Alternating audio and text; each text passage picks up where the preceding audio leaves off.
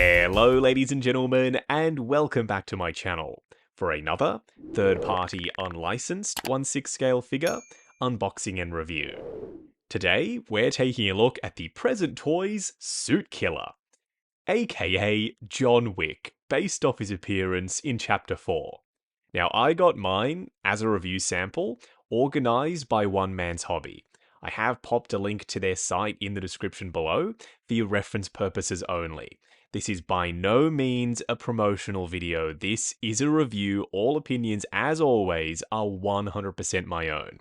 If you are heading down to the description, why not hit that subscribe, bell notification icon, and join button, so you're notified as soon as a brand new Present Toys figure review goes live on the channel. You want to know what the best part is about Present Toys boxes? It's the size of the darn things. They're nice and compact, which makes them very easy to work with for storage.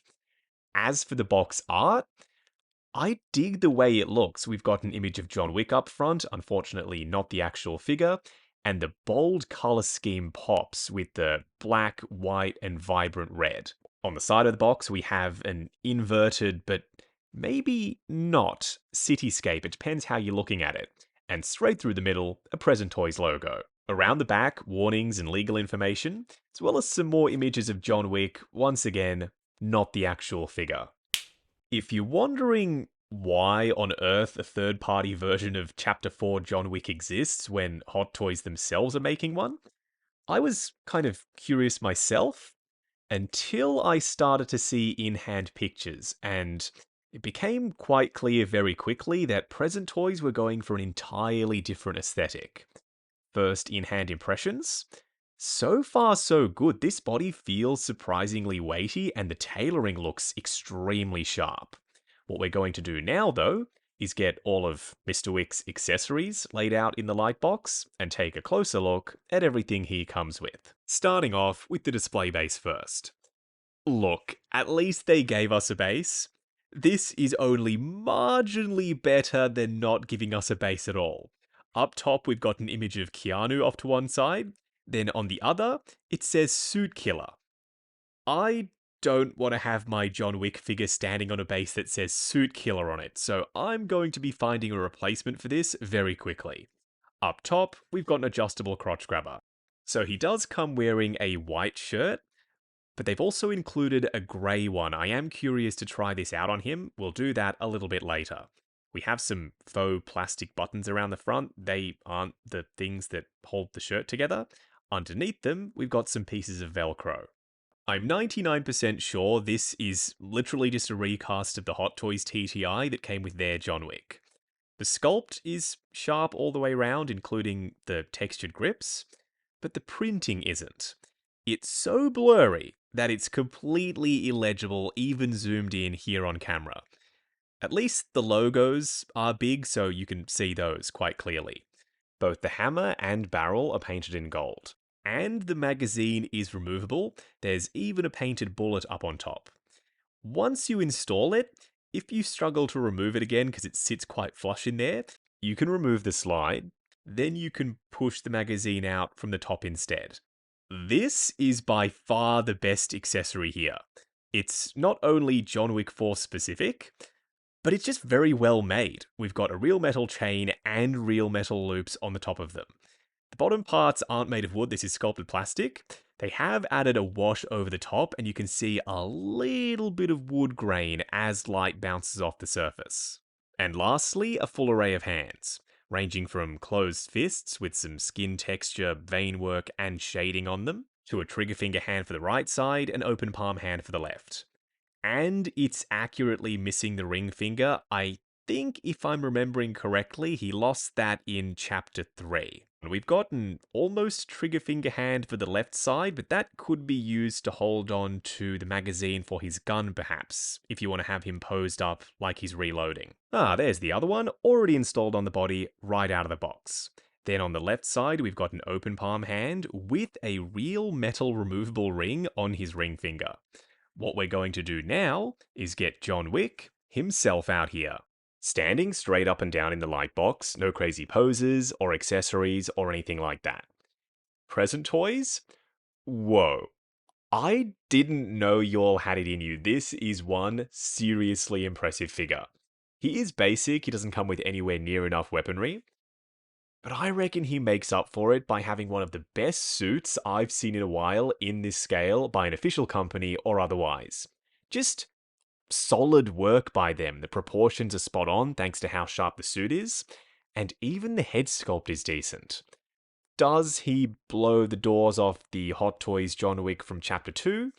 Maybe. It's still a little bit too early to tell for me. With that being said, he ain't perfect, but he's definitely solid. Up close and personal, kicking things off with John Wick's head sculpt. Right off the bat, compared to the Hot Toys John Wick from Chapter 2, the hair is longer with present toys, and the skin tone is darker and less detailed, and the eyes don't have as much life to them, and there's no battle damage. But still, I find myself gravitating towards this one. I think it's because it's got a stronger likeness to Keanu. Do weigh in down in the comments below. Do you see him in this sculpt, or do you prefer the Hot Toys one?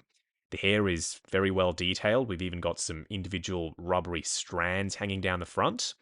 And it's a lot longer as compared to the official sculpt because don't forget this is him from John Wick Chapter 4, and in that movie his hair was a bit longer.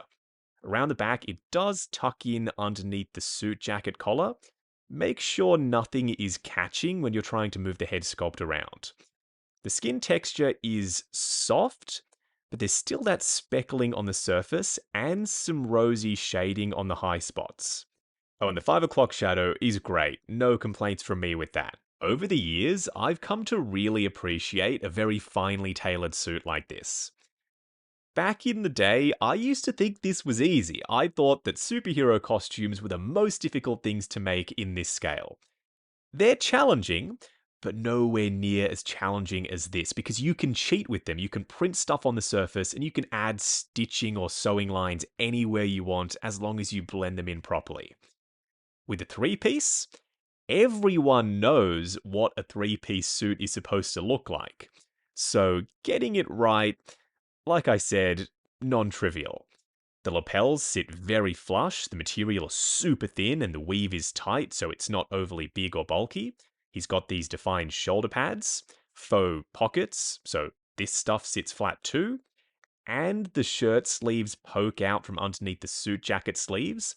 There's enough excess fabric so when you bend his elbows, you can pull the shirt down to cover up the wrist pegs.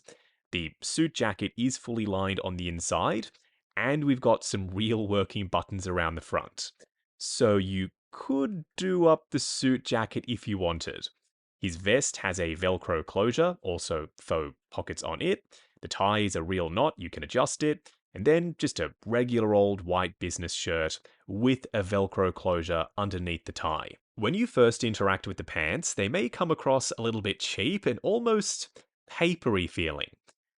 I promise you, they're not. It's just the nature of this thin, lightweight fabric. That's the in-hand feel. There's nothing they can do about it. At least they've prioritized aesthetics because on the shelf, ideally, yes, something would feel great and look fantastic. But for me, aesthetics are the most important thing. So with the defined crease down the front and having them break at the correct spot on the shoes, yeah, I'm not mad at the way they did the pants. I would have liked some socks underneath the pant legs though. That is a basic thing that most third-party companies do when they're making figures wearing business suits. The shoes are very straightforward. We've got some stitching sculpted in, sculpted laces, some wrinkling, but no tread on the underside. I am curious to see what he looks like with the darker shirt on, so yeah, let's give that a go. Ooh, not bad. I'm still going to go with the white shirt. It's just my preferred option. It adds more contrast to the front of him. But there's something to be said for this dark grey shirt. It definitely ups the sleek factor. Is it just me, or is the collar bigger with this one? Do make sure you're managing the excess fabric by tucking it in underneath the vest. Otherwise, because of how thin it is, the collar likes to curl up on itself. I've never had such a smooth experience switching out a business shirt on a 1/6 scale suited figure. I was dreading doing it because normally the cuff for the shirt catches on the inside of the suit jacket sleeves, especially around the bicep area, and it gets caught around here and doesn't want to go down any further. Then you have to grab the tweezers and finagle with it. With this guy, it just didn't happen. They've accommodated for the switch out gimmick by making sure there's enough of an air gap between the suit jacket sleeves and the business shirt. Before we move on, there's one very interesting thing that Present Toys did underneath the outfit that most people aren't really going to notice if they don't switch out the business shirt. He's got this skin tight spandex suit on underneath the outer layers. The reason that's there is so that there's no visible joints poking through the very thin material for his suit. For a quick side-by-side comparison, on the left, Present Toys Suit Killer, and on the right, Hot Toys John Wick from Chapter 2. Neither is perfect. They both have their strengths and weaknesses. Hot Toys John Wick is slightly taller, but his hands are too big and his head sculpt is oversized, plus the tailoring I don't think is anywhere near as good as what Present Toys have given us. Then again, he comes with way more accessories and a superior display base, so it's just going to be down to personal preference which one you prefer.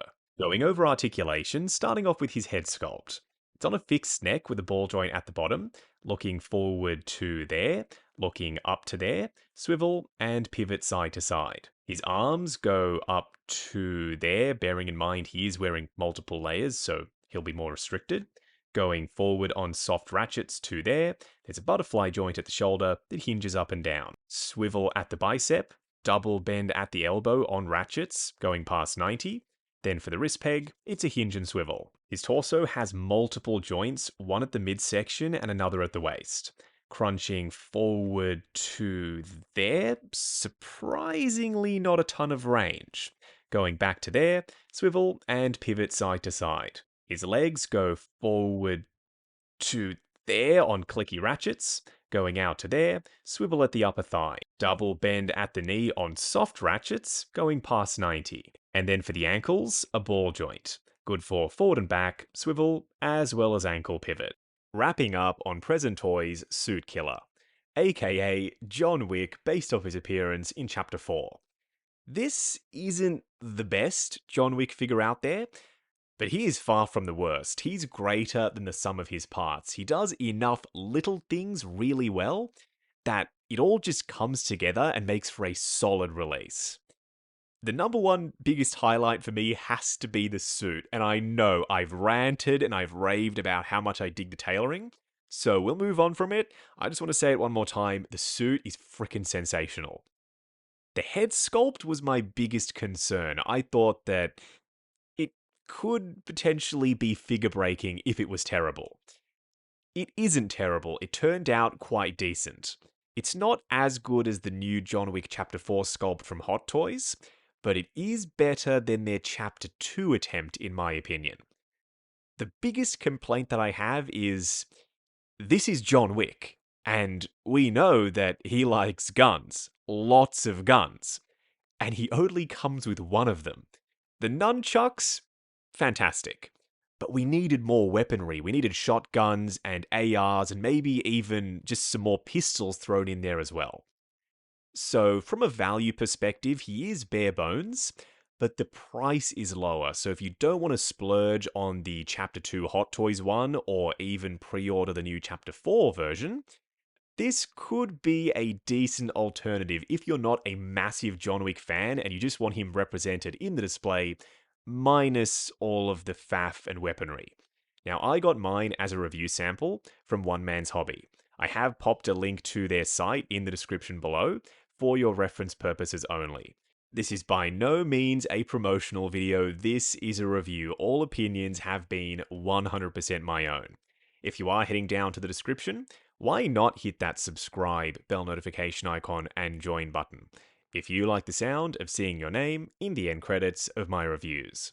Like, comment, and subscribe. We'll catch you in the next video.